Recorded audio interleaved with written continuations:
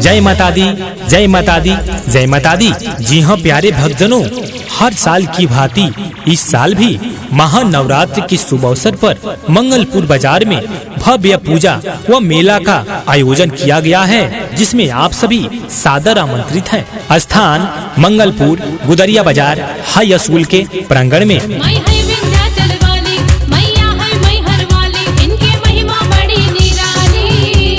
जिसमें हर प्रकार का खेल तमाशा आ रहा है, जैसे कि Mickey Mouse, break dance, tower झूला, ड्रैगन झूला, नाव झूला, रसियन झूला और मौत का कुआं भी देखने को मिलेगा।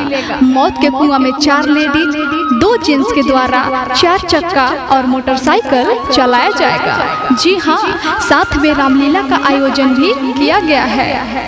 आप सभी बंधुओं से निवेदन है कि लाखों की संख्या में आएं और मेला का लाभ उठाएं। स्थान मंगलपुर गुदरिया बाजार हाई स्कूल के प्रांगण में।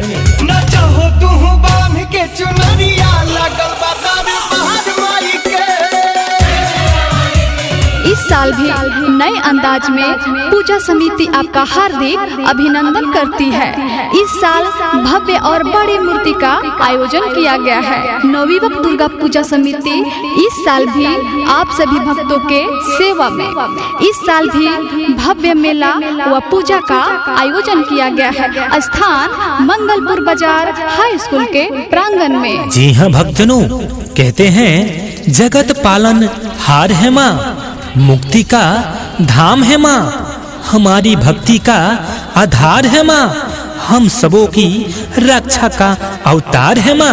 जी हाँ भक्तजनों, आप सभी भारी से भारी संख्या में आकर पूजा का लाभ उठाएं। माई के दया कृपा से भाग्य बन जाई हो, कब हुआ काल काल तोहे न मिटाई हो। जय माता दी, जय माता दी, जय माता दी। हर साल की भांति इस साल भी नवरात्रि के शुभ अवसर पर मंगलपुर बाजार में भव्य पूजा व मेला का आयोजन किया गया है, जिसमें हर प्रकार का खेल तमाशा आ रहा है, जैसे कि Mickey Mouse, break dance, tower झूला, ड्रैगन झूला, नाव झूला, रसियन झूला और मौत का कुआं भी देखने को मिलेगा। मौत के कुआं में 4 लेडीज 2 जेंट्स के द्वारा 4 चक्का और मोटरसाइकिल चलाया जाएगा। जी हाँ, साथ में रामलीला का आयोजन भी किया गया है। आप सभी बंधुओं से निवेदन है कि लाखों की संख्या में आएं और मेला का लाभ उठाएं।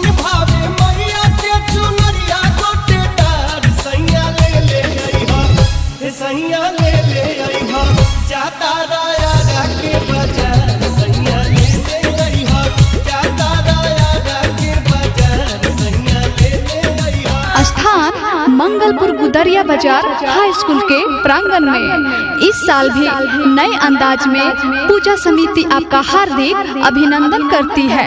इस साल भव्य और बड़ी मूर्ति का आयोजन किया गया है। नवयुवक दुर्गा पूजा समिति इस साल भी आप सभी भक्तों के सेवा में इस साल भी भव्य मेला व पूजा का आयोजन किया गया है। स्थान मंगलपुर बाजार हाई स्कूल के प्रांगण में। जय माता दी, जय माता दी, जय माता। गैया के गोबारा ले आई हा, गंगा जलावा तीन के ले आई हा, सैया सुनर सुनर फलावा।